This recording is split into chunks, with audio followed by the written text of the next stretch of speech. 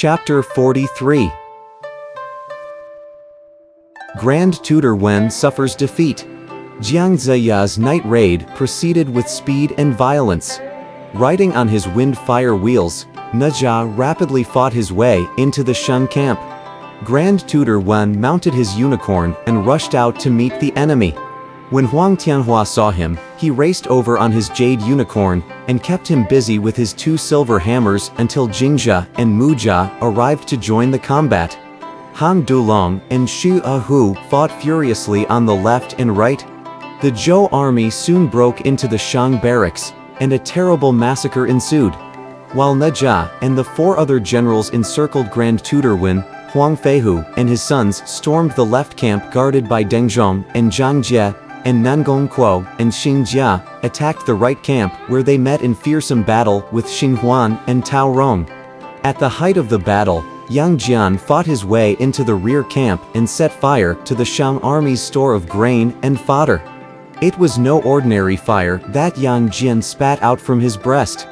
Flames from the magic fire soared high into the sky, illuminating the earth like the sun. Grand Tutor Wen was fighting desperately when he saw the flames. With the food and fodder destroyed, the whole camp's finished, he thought. Though he continued to parry lances and swords, his heart was no longer in the fight. When Jiang Ziya rode up and struck him a heavy blow with the staff for beating gods, he leapt out of the encirclement and urged his unicorn into flight. Huang Feihu and his sons set off in hot pursuit. As the central camp was already lost, Deng Zhong and Zhang Jie abandoned the fight and raced off with Grand Tutor Wen to safety. Nangong Kuo had also put Xing Huan and Tao Rong to flight. When they saw that the situation was hopeless, Ji Li and Yu Qing abandoned the grain supplies and withdrew as well. Xing Huan circled in the air above Grand Tutor Wen's party, protecting them as they retreated to Mount Qi. Just then, Master of the Clouds thought that as Grand Tutor Wen was now at West Qi, it must be time to send Thunderbolt down from the mountain. He hurriedly ordered Golden Haze Lad to bring him to the cave. Thunderbolt entered and kowtowed before his master. "My disciple, go to West Qi now and see your elder brother King Wu and your uncle Jiang Ziya. Help them deal with King Zhou. If you meet the one that has wings, you can achieve great merit." Leaving the cave, Thunderbolt stretched out his wind and thunder wings and sped through the sky, covering thousands of li in a matter of seconds. When he approached Mount Qi, he caught sight of Grand Tutor Wen in retreat. He was delighted. What luck to meet the defeated troops. I can give them a good thrashing, he thought. Grand Tutor Wen looked up into the sky, and to his surprise, he saw a man with an indigo face, cinnabar hair, and tusks on his upper and lower jaws flying toward them. "Look, Xing Huan," he called. "There's an evil-looking man approaching up there. Take care." Before he had finished speaking, Thunderbolt gave a cry and swooped down on him with his cudgel raised. Xing Huan met the blow with his twin hammers. They fought vigorously, their weapons clashing resoundingly, but as Thunderbolt was trained by the immortal Master of the Clouds, Xing Huan was no match for him. He was soon forced to take flight. "I shouldn't chase him now. I'll see my uncle and royal brother first. I'm sure to have the chance to meet him again," Thunderbolt decided. After his victorious return to the city, Jiang Ziya held a conference. "Today's victory is completely due to your efforts, the virtue of our sage ruler, and heaven's blessing on the people," he said to his generals. Wen Zhong suffered defeat because he's ignorant of the fact that heaven favors the virtuous King Wu and our talented prime minister, the generals remarked. As they talked, a messenger reported. "A Taoist lad is at the gate asking to see the prime minister." When Thunderbolt was ushered in, he bowed before Jiang Ziya. "Greetings, uncle. Where do you come from?" Jiang Ziya asked. "My name's Thunderbolt. I'm a disciple of Master of the Clouds. I've come here to offer my services and meet my royal brother. Do you know him?" Jiang Ziya asked the princes at his side.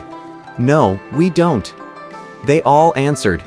"When I was 7 years old, I helped my father Prince Wen escape from the 5 passes. I'm Thunderbolt from Mount Yun." Jiang Ziya immediately realized who he was and said to his generals, "The late Prince Wen told me more than once how this young man rescued him when he was trapped inside the 5 passes. It must be heaven's blessing on our king to have such a remarkable man come to us now." He took Thunderbolt to see King Wu straightway. As they entered the palace gate, a guard rushed inside. "The Prime Minister wishes to see you, Your Highness." When Jiang Ziya was admitted, he told the king, "Your younger brother is here to see you." "Who's my younger brother?" "It's Thunderbolt that our late master adopted on Mount Yun. He has spent all his time studying on Mount Zhongnan." Thunderbolt was invited to enter the court. He knelt and greeted King Wu. "How do you do, royal elder brother?" "Dear brother, the late king often told me how you rescued him from the 5 passes and then returned to Mount Zhongnan. How happy I am that we can meet today." King Wu replied warmly. But when he observed Thunderbolt's fearsome appearance, King Wu dared not send him to his mother, Lady Taiji, lest she be frightened. "May I trouble you, Prime Minister, to entertain my brother on my behalf? Thunderbolt's a vegetarian. Let him live with me. I'll provide him with everything." King Wu agreed with delight. After the major defeat, Grand Tutor Wen withdrew 70 li to Mount Qi. There he gathered the remnants of his troops and set up camp. He found that he had lost 20,000 men. "Never since I began my military career have I lost a battle and so many men. I don't know what to do." He sighed to his generals. He realized that he could not expect reinforcements from other generals because all of them had been assigned to guard their local districts. He hated himself not only for being unable to quell West Qi, but also for suffering such heavy losses. In his agitation, he opened his divine middle eye, groaning and sighing in despair. Seeing his distress, Ji Li came forward. "Don't worry, Grand Tutor. In the sacred mountains there are many holy men living in hermitages. They have great magic powers, and many of them are your friends. If you turn to them for help, you'll certainly be assured of success. My mind's been so disturbed that I've quite forgotten about them. I'll go straightway to see what I can do." He instructed Generals Deng Zhong and Xing Huan, "I'll be away for several days. Guard the camp closely while I'm gone." He mounted his unicom, and at a gentle pat on the horn, it soared into the air. Before long Grand Tutor Wen arrived at the East Sea, and stopped on the Golden Turtle Island. He contemplated the immense stretch of sea and the quiet green mountain and sighed deeply to himself. "I'm burdened with state affairs. When can I cast them off and retire to a hermitage, not caring how time slips away?" The scenery was truly magnificent. Waves as high as hills crashed into precipitous red cliffs and strangely shaped rocks.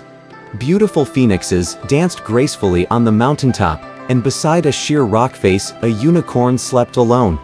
One could hear peacocks singing and frequently see dragons crawling in and out of their caves.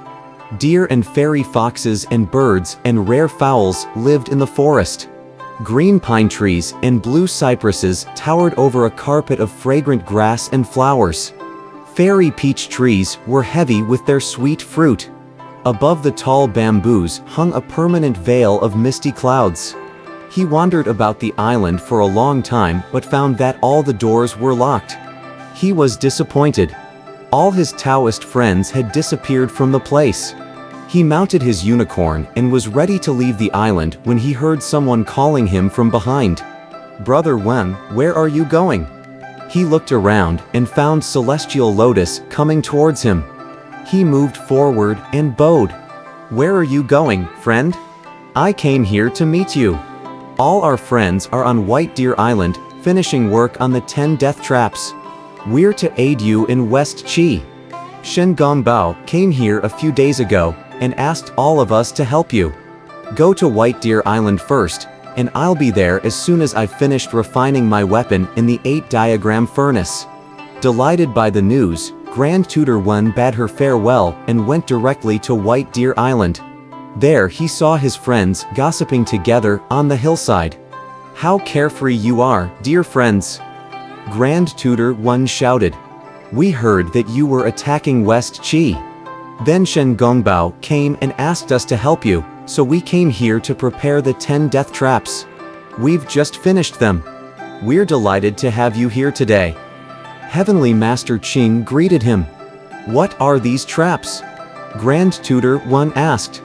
"Each of them has its own power and purpose. We'll set them up in West Qi tomorrow.